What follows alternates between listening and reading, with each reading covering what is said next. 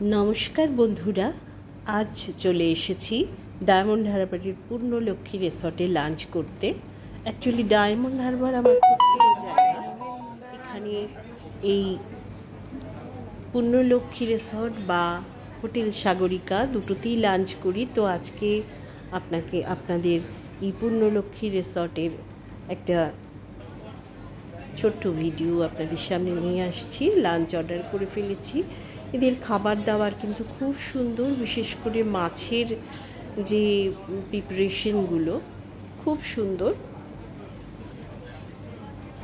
প্রত্যেকটা খাবারের স্বাদ খুব ভালো। এরা আজকে তো আমরা এদের রেস্টুরেন্টে খাচ্ছি, কিন্তু শীতকালে উইকেন্ডে দেখেছি এরা কিন্তু আপনি রেস্টুরেন্টে খাবার পাবেন না, যারা থাকে তারাই শুধু পায়। আমি দেখেছি আর কি, বিশেষ করে উইকেন্ডগুলোতে তখন এরা বাফে অ্যারেঞ্জ করে।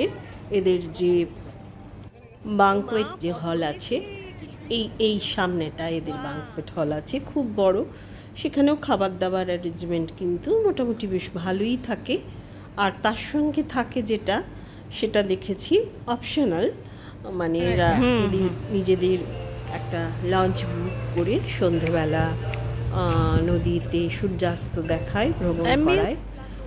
ওটাও বেশ ভালো লাগে। তার সঙ্গে স্ন্যাক্স থাকে, গান বাজনা চলে, ওটাও কিন্তু দেখতে খুব ভালো লাগে। যদিও সেটা শুধু শীতকালেই আমি দেখেছি, এমনি সময় কিন্তু এই যে রেস্টুরেন্টে খাবার পাবেন। এখানে একটা খুব সুন্দর সুইমিং পুল রয়েছে, যারা এখানে থাকছে তারাই এটা ব্যবহার করতে পারবে। অনেকেই দেখছি স্নান টান করছে। এদের এই বাগানটা কিন্তু খুব সুন্দর, বেশ অনেকটা ছড়ানো। আর শীতকালে দেখেছি খুব বিভিন্ন রকম ফুল চাষ করে এরা, সেই সময় দেখতে আরও ভালো লাগে। যা হোক, আর বসার জন্য কিন্তু এরকম মাথা ঢাকা ঢাকা কিছু জায়গা আছে। তাছাড়া আলাদা খোলা অবস্থাতেও কিছু চেয়ার পাতা আছে, তাছাড়া হ্যামক আছে। সব মিলিয়ে ওভারঅল কিন্তু ভালোই লাগে। আর এই যে গঙ্গার রূপ, এটা তো মানে একটা অদ্ভুতের আকর্ষণ আছে এখানে। যেহেতু গঙ্গা ভীষণ চওড়া, ওই জন্য এর একটা অন্যরকম, মানে কলকাতা শহরের যে গঙ্গা, এখানে কিন্তু এই দিগন্ত বিস্তৃত এর যে প্রসার, সেটা দেখতে খুব ভালো লাগে। সারাটা দুপুর কাটিয়ে আমরা সন্ধ্যের দিকে সাধারণত ফিরি। এই দিকটায় আবার আরেকটা ছোট পুল রয়েছে, এটা সম্ভবত বাচ্চাদের জন্য হবে। এগুলো সব হচ্ছে থাকার জায়গা, আপনারা একটা দিন থেকেও যেতে পারেন। আমাদের যেহেতু কাছাকাছি 1 ঘন্টা লাগে বাড়ি থেকে, আমরা এরকম ডে ট্রিপই করি। এখানে বসে এই বোট, স্টিমার, লঞ্চ, জাহাজ এগুলো যাওয়া দেখতে কিন্তু বেশ লাগে। আপনারাও যারা আসেননি তারা কিন্তু একদিন এরকম পূর্ণলক্ষ্মীতে বা সাগরিকাতে এসে লাঞ্চ করে দুপুরটা কাটিয়ে সন্ধেবেলা ফিরতেই পারেন। বেশ ভালো লাগবে। বর্ষার দিনে, শীতের দিনে তো খুবই ভালো লাগবে। বর্ষার দিনও কিন্তু আমি বলবো খুব ভালো লাগে। দেখুন কি অদ্ভুত, চুপচাপ আপনি বসে থাকতে পারেন আর এনজয় করতে পারেন প্রকৃতি।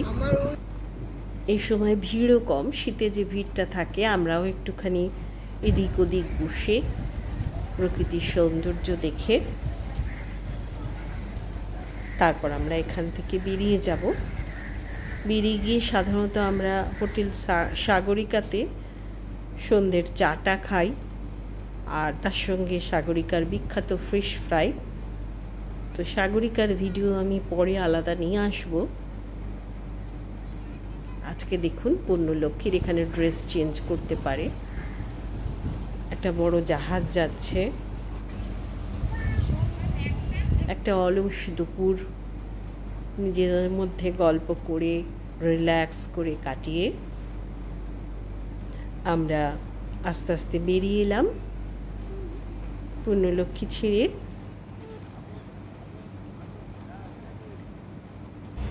গঙ্গার আরেক দিকটা মেন রাস্তার দিকেই দেখুন সূর্যাস্ত হচ্ছে। এখানটা বসে থাকতেও কিন্তু বেশ লাগে। চায়ের দোকান, খাবার দোকান আছে। আর এই যে হোটেল সাগরিকাতে, এরা তো সরকারি এই প্রকল্প, এই যে সমস্ত বাউল সঙ্গীত, বিভিন্ন রকম এই ধরনের গান বাজনা মাঝে মাঝেই এরা এগুলো হয়ে থাকে। তো আমরা এখানে একটুখানি চা খেয়ে একটু গান শুনছি। বন্ধুরা, আমার এই ভিডিওটা ভালো লাগলে একটা লাইক দেবেন, একটু শেয়ার করবেন, কিছু কমেন্ট করার থাকলে নিশ্চয়ই করবেন। পরের ভিডিওতে আবার দেখা হবে। টাটা।